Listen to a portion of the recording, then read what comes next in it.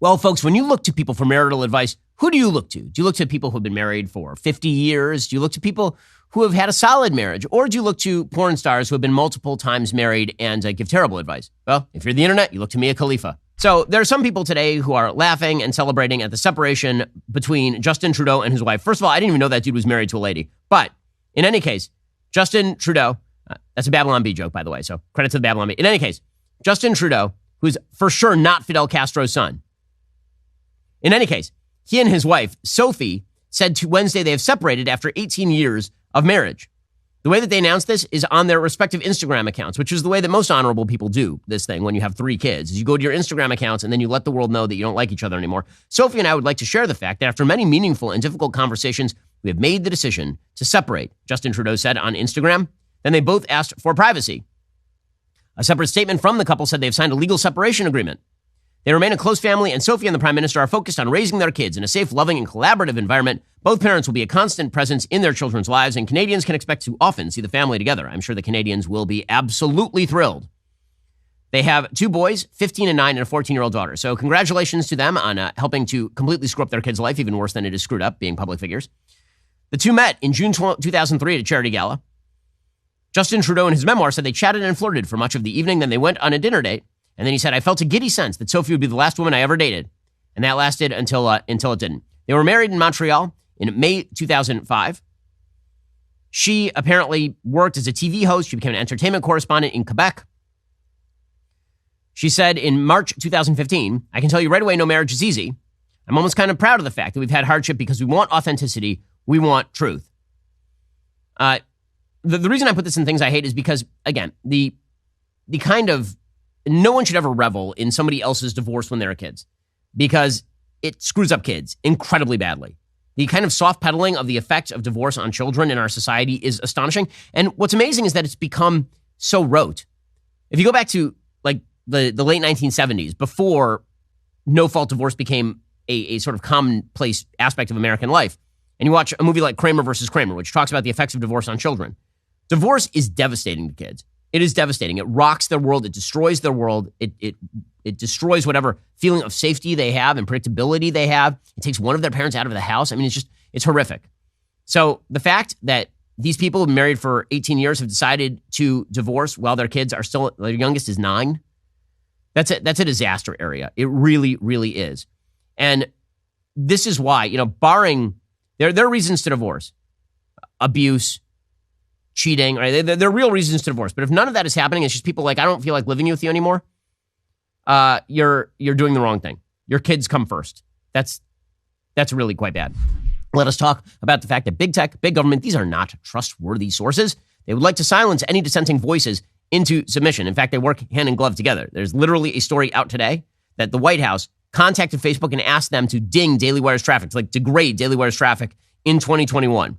We don't trust big tech. We don't trust big government. You shouldn't either. This is why you should fight back against having your voice censored by both by using ExpressVPN. The problem with big tech, they don't just attempt to censor you, they track what you do online. They actually monetize your data and your traffic. They match your activity to your true identity using your device's unique IP address. When I use ExpressVPN, they can't see my IP address at all. My identity is anonymized by a secure VPN server.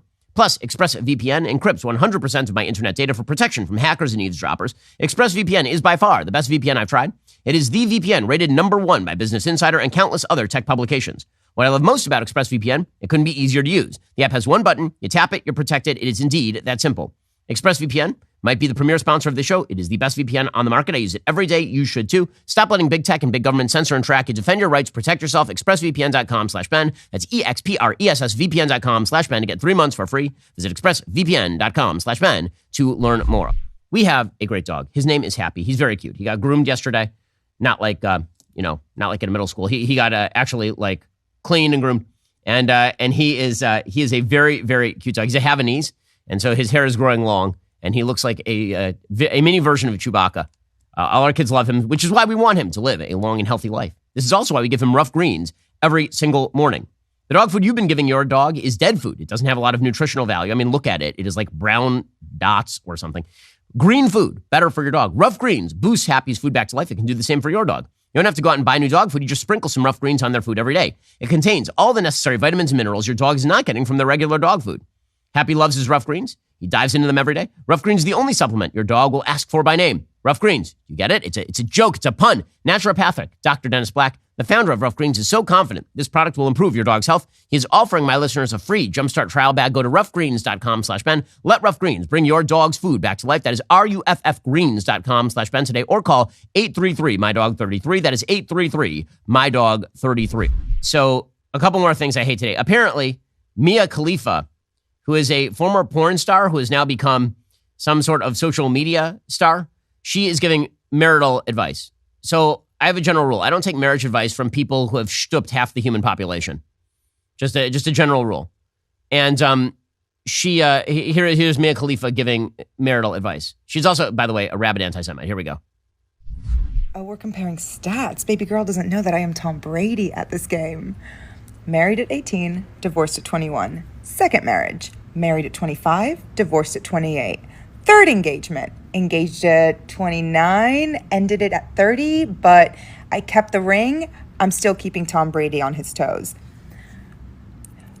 We should not be afraid to leave these men. We are not stuck with these people. Marriage is not a sanctimonious thing. It is paperwork. It's something, it's a commitment you make to someone. But if you feel like you're not getting anything from that commitment and you're trying, you gotta go. You gotta go. You have to go. I know it's difficult to fill out paperwork and to make appointments and to do all of these things, but this is your fucking life. Do you want to be stuck with someone? Period. That is terrible marital advice. Also, that's not what the word sanctimonious means. In the words of Mandy Patinkin, I do not think that word means what you think it means. I think what she was going for was there's no sanctity to marriage, which is a hell of a statement considering that literally it is the most sanctified institution. It is the institution with the most sanctity in human history. But to her, it's just a piece of paper. So I have a question. Why sign the piece of paper at all? Again, getting marital advice from a lady who just reads you a list of her marriages, this is like somebody giving you financial advice after going bankrupt 8 times. Well, you know, paying off your debts is not something you have to do. I mean, you sign a document saying that you're supposed to pay off your debts, but there is bankruptcy. Why are you committing to like paying off your debts, man? I mean, it's just a piece of paper. You don't just go to court and declare bankruptcy. What's the problem? Okay, gentlemen, stay far, far away from this human because this is not a person that you want to be in a relationship with. Also, I love you. It just means it's a commitment. A commitment I can violate whenever I please and leave, which is not what we call a commitment. Just genius level stuff there from, again, a wise human. Are you tired of the lies and the twists of the mainstream media talking points? Yeah, me too. Join me in my newest series, Fact, where I dismantle and bring truth to this tiring mainstream agenda.